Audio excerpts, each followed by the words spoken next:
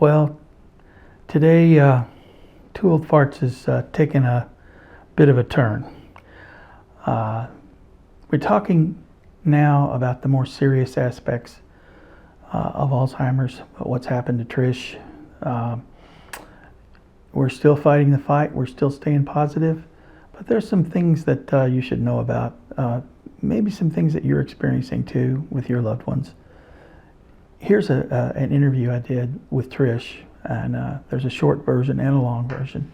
So whichever one you pick, I hope you stick with it. I know that I won't be here much longer because of my Alzheimer's. Well, that's probably not true. A few minutes ago we had trouble. You couldn't remember how to put the key in the door. Mm. Do you remember doing that? Yeah, very vaguely. Yeah.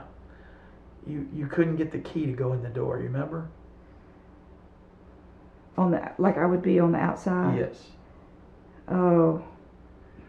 So it makes you afraid to take the dog for a walk without me being at home. Yeah, I do worry about that. Yeah, that makes sense. So we'll just make sure that I'm here whenever that happens. Yeah. See, I love you so much, and I can't keep living a long time because the Alzheimer's probably has other things going on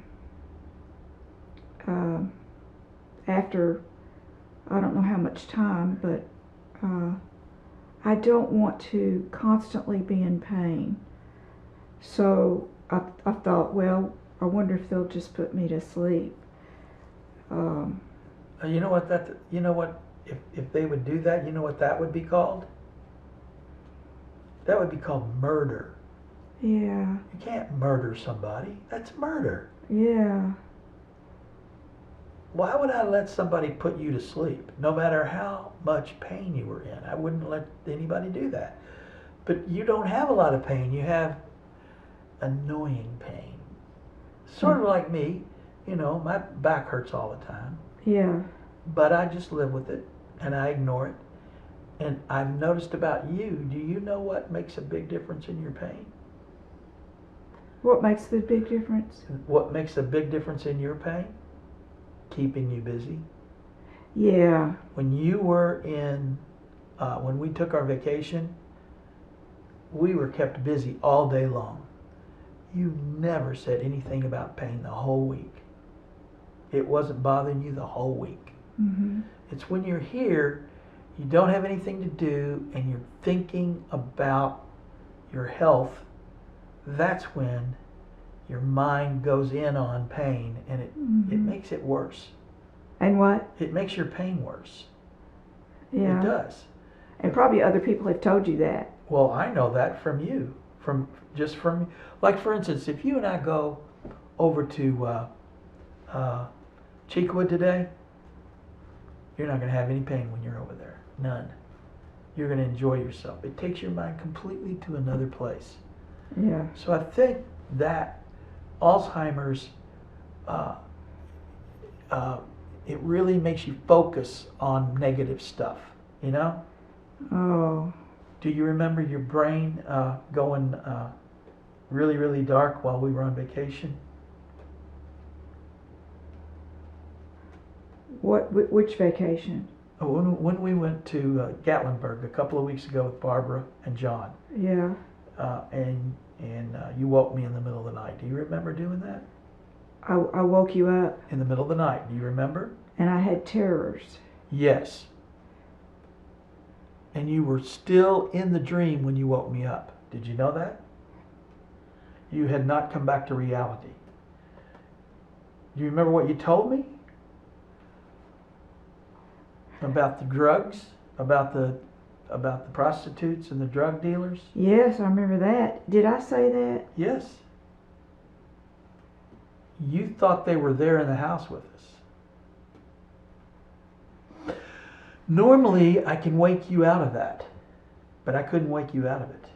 You insisted that we had to be careful because in that room right there, which is where Barbara and John were, that's where they are. I can hear them moving around.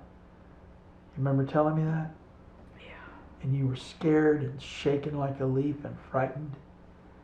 I couldn't get you back to reality. I couldn't get you to, hey, honey, that's a dream. That was a dream. Come back to reality. Do you remember? It was horrible. Oh, and I did get it. You did get back. Yeah. You know how we got you back? I laid down with you and held you. And eventually you stopped shaking and you fell off asleep. I'm scared to death. I am. I will be honest and say that. But I don't want to keep living a life that I don't remember, and people, and I might not remember who walks by, and I should know who they are, but I can't remember. I wish there was a way. What? I don't know. I want you with me all the time now. Of course, I know that you're going to ride your bike and stuff like that, but I do know you'll come back, because it's not long periods of time that you stay away from me. That's Yes. right. Ever. The Right. longest time I stay away from you every day is when I go get on my bike for an hour. Yeah, And I have to do that. I know. Otherwise, I'd weigh 800 pounds. You look so good when you smile. You do. You really do. Yeah, but I don't look too good today because I cut all my hair off the other day, and whew, that was a mistake. We all make them. And I don't want to just keep living my life. And and I don't really know what's going to happen. When do we do this? When do we do that? Are you looking forward to going sailing with me in the Bahamas? Yeah, I do. I look forward to that. I do. You know how long we're going to be on that boat? A week. Now I don't know where that came from. It came from somewhere. Yeah. Um, And they're going to let me captain the ship. And let me ask you this. I just don't want to see my life. I don't want to be hanging around somewhere. I want to be happy, but I don't know how I can be when I know what all's happened. And You mean you're not happy with me? no, I'm happy with you 150%. I do. And I know you're going to take care of me no matter where I am. And so I don't feel uncomfortable about that. In fact, I don't even remember being on that boat and going to sleep. What boat? Weren't we on a boat? No, not that I mean, we've taken boat rides, but the one you're going to get on in November, you're going to sleep on this boat. In November, actually, first week of December. That's when we go to the Bahamas to go sailing. You're gonna lay down in the boat with me, down under below decks on this luxury. It's a luxury sailboat. Oh. So we'll enjoy ourselves. Yeah. We'll be able to get up in the morning and watch the sunrise over the Atlantic. That's gonna be hot. Yeah. No, I don't mean hot. It's gonna be exciting. Yeah. Well, this is what it is. We have to go when we can. Yeah. But see, I don't want to just be living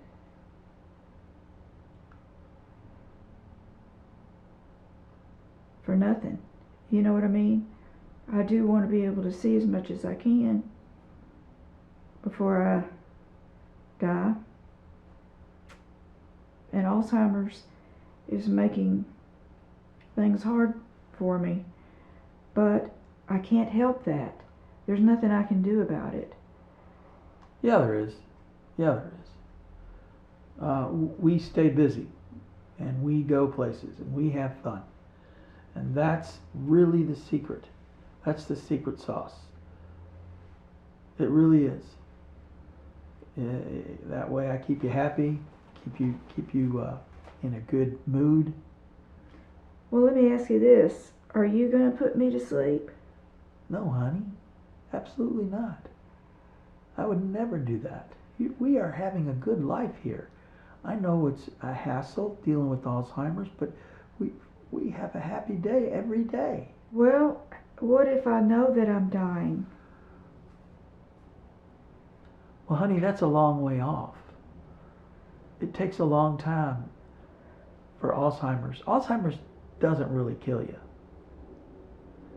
It's you age naturally, and you just gradually lose more and more of your memory, and it's sort of a good night. That's not as hard on you as it might be, as you might.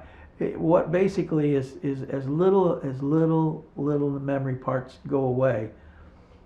It's like the long goodbye is what they call it, because you become unaware, and eventually you can't eat anymore because you can't remember how to chew. And you have to remember that all of this stuff happens after you lose the ability to think. You know, you're thinking right now, oh my God, that's going to be horrible if I can't remember how to chew. Well, you won't be able to think about it because your brain will have shut down a little bit. So it's a very, very peaceful way to die. Oh. Very peaceful.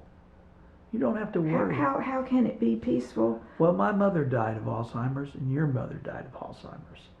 And what eventually they do is they sleep more and more until they just sleep and die in their sleep. So it's not a horrible death at all. Oh, good. Yeah. So I don't think you should worry about that. First of all, I'll always be there with you. You'll never be put in an institution. You'll always live right here in this beautiful house. And you can tell me what's really happening and see, because I love you so much, I know that you're going to do the right thing for me. Yeah. You know. Me and Toby. There's Toby right there. Yeah. Well, have you talked to somebody, and I'm sure you have, about what to do about me? Oh yeah. I mean, you and me have. I don't go off by myself and talk to people about you. Oh, I know. You and me go and talk together with Rachel, and with Rachel's very funny. She's my liberal friend. She told us when we came over there. She said, "We look forward to you guys coming in more than anybody else." Oh yeah. And do you remember what we did to the Kroger people? Like us a lot too. We kid around with the Kroger people. Do you remember what I did to the Kroger lady? We went in there for our COVID shot. Do you remember us doing that? Oh yes, absolutely. You remember her taking me behind that door, in that little door? Yeah, don't do that to me there. Yes, I heard. We're behind that little door, and nobody around. Everybody could hear what I was saying to the woman. So in a real loud voice, I said, "What do you mean, take my pants down? I don't feel comfortable doing that. Get somebody else to give me a shot." It was great. Oh, it was great. It was great. She laughed. Oh God, she laughed. And we came out of that little room, and all the pharmacists were laughing, and the people standing around laughing. It was great. Yeah. And you know, I'm not against putting me to sleep. Honey, that's not going to happen. What? You should erase that out of your head. That's not going to happen. Okay. Nobody's going to put you to sleep. That can't happen. Well, what if I'm in bed and I quit breathing? Then you'll die. You won't even know it's happening. Do you understand how people die in their sleep?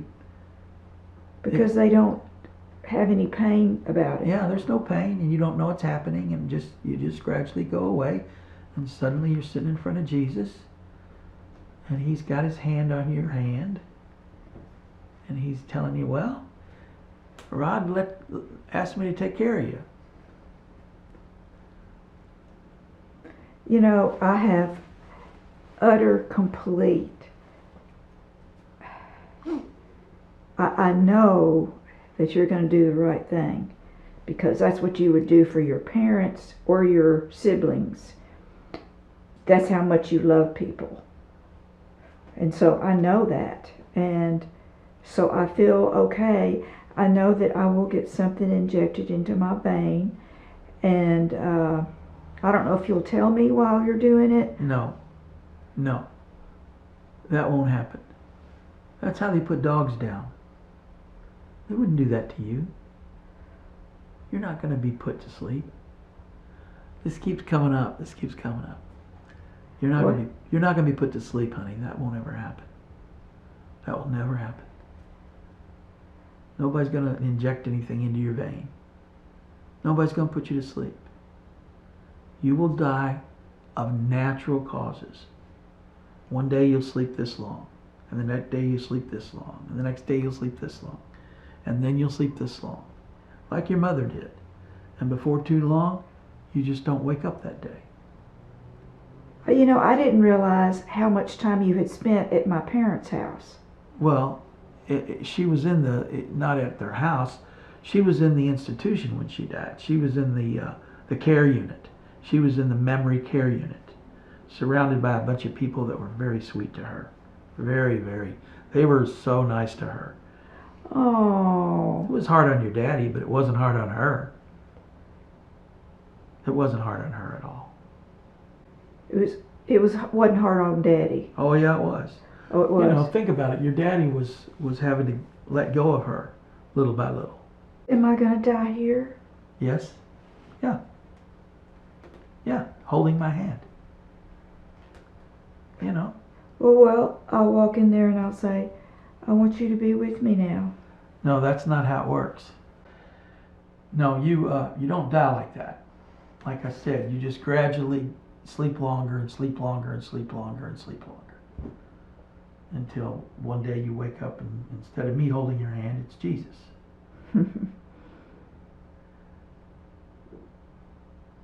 Well, that sure does sound good to me. That's the way it'll go.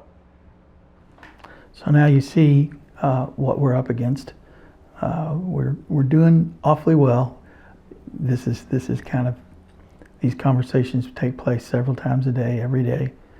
I don't know how to get her out of that loop, but thankfully I've been able to keep my patience. And I think patience and a sense of humor is more important than anything.